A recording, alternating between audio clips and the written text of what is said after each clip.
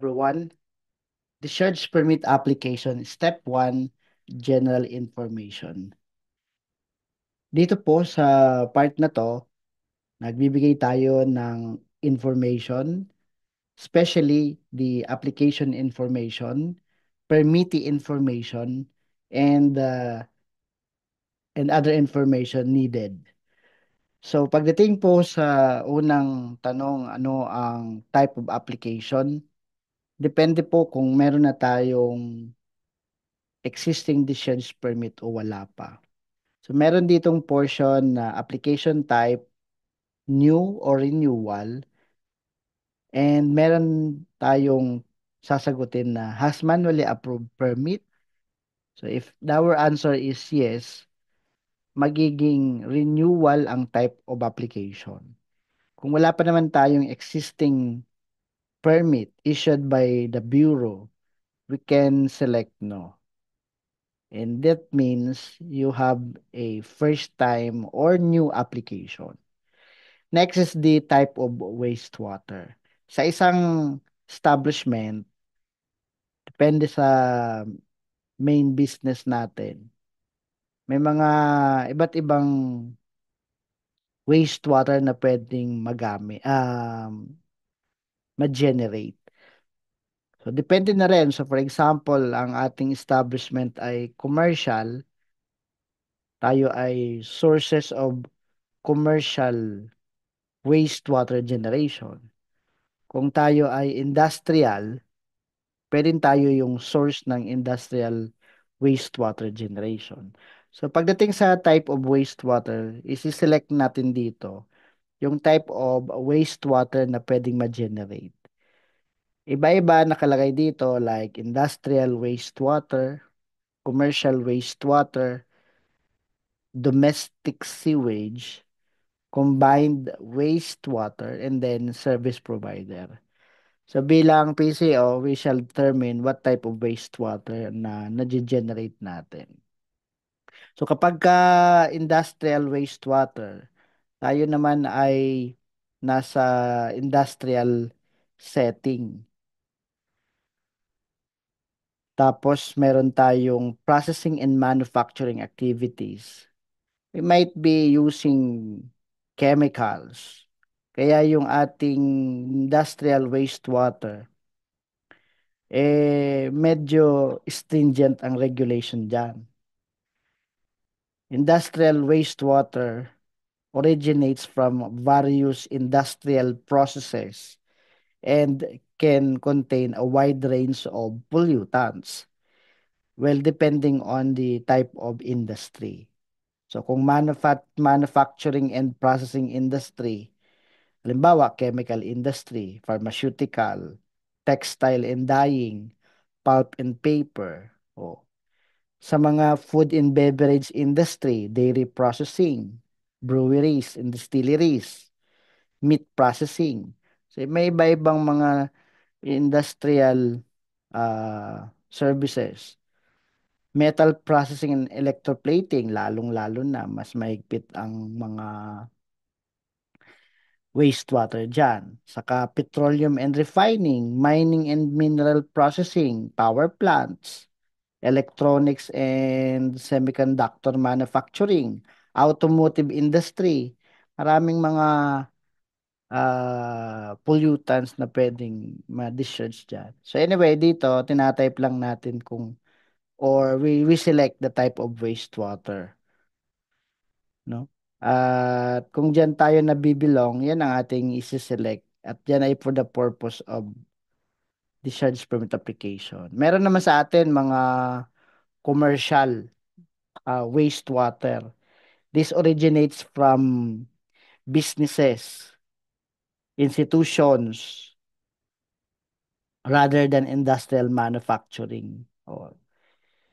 Um, Hindi siya masyadong toxic yung wastewater na to kesa doon sa industrial wastewater.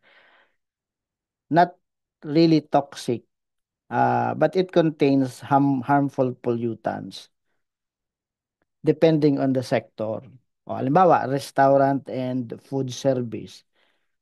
Kung galing din lang sa mga kusina, dishwashing, grease trap, iba yan naman yan doon sa kung ang commercial wastewater ay galing sa hotels and hospitality, sa mga shopping malls and retail stores, sa mga car washes, no?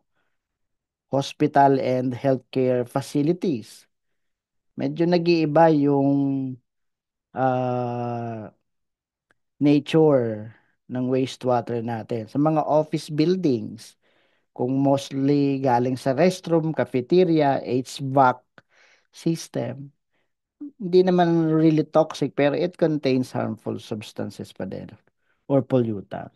O, pag pansin ninyo, laundromats and dry cleaners. Sa mga vehicle service center, gaya ng mga garage and fuel stations. May mga iba't ibang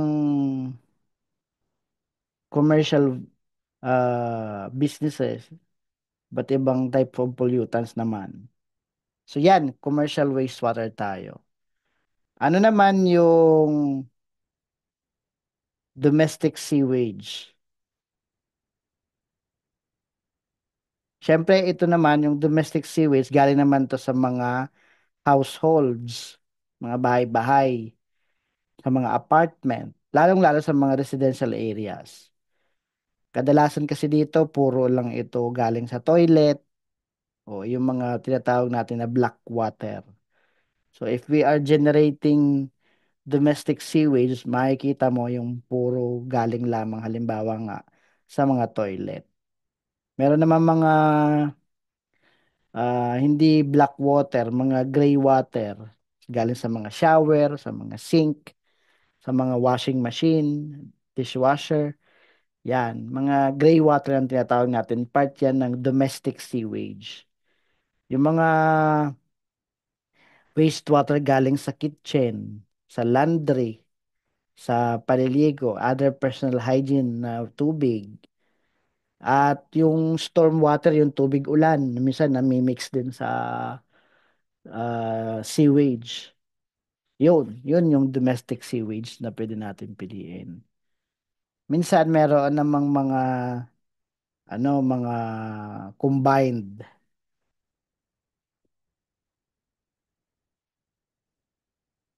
Yung galing sa industrial, commercial, domestic, combined sila. At medyo bibihira naman ito. Kung nasa loob tayo ng isang industrial park, halos iba't ibang setting doon. May industrial, may warehousing. So, pwedeng naghalo-halo na rin to. At kinikater na to ng mga centralized treatment plant. When industrial and commercial wastewater mix, they create a complex effluent with diverse pollutants. Kaya sa mga mixed-use zones like industrial parks with restaurant, imagine mo yung industrial park, mayroong mga industrial plant, tapos meron palang mga commercial businesses pa doon, naghahalo. Lalo may shared drainage system o yung mga factory sa loob ng ah, isang park, economic zone. Minsan may mga shared drainage system. Ang hirap nito. Yung mga urban areas, bawa sa auto repair shop malapit sa hotel, minsan shared drainage pa yan. Malaking problema na yan ng LGU. So anyway, kung depende sa nag-a-apply, is it handling combined wastewater? Ibig sabihin, industrial plus commercial wastewater. So, piliin natin yon. And then, yung atin naman mga service provider, minsan may mga malalaking treatment plant serving a community. Mayroong public drainage or public sewer. Tapos lahat ng tubig na may kasamang dumi, doon napupunta sa drainage na yon. And by mechanical means, mapupunta yan doon sa treatment facility. So, may mga service provider tayong ganyan, no? At kukunti lang sila dyan. So, if you think you are providing services for the treatment of wastewater, service provider ang pipiliin natin. So, that's the part ng application information. Kailangan ilagay yung type of wastewater. So, we can select dito. And then, the permittee information, yan. Sino na po ang kanino ipapangalan ang permit? Usually naman sa name ng company, kung korporasyon yan. At kung proprietor, may mga DTI registration, di name mismo ng may-ari. At saka yung saan located yung office nung permit information. Sometimes din kasi, iba din yung location nung kung saan nagdi-discharge. Ito na yung ating permittee. Halimbawa, yung ABC Company Inc. na may-ari ng ABC Restaurant. At kung mapapansin nyo, iba itong kanino ipapangalan ang permit at itong permit, ano yung covered na establishment, anong pangalan at saan din located. At medyo kailangan natin dito i-indicate yung complete address and specific location through the latitude and longitude or what we call coordinates. So yan lamang muna ang portion nitong Step 1 General Information at kung gusto pa nating matutunan yung mga kasunod dito sa Step 1 General Information ng Discharge Permit Application, please subscribe to this channel, please share this video, please like this video. Maraming salamat and God bless us all.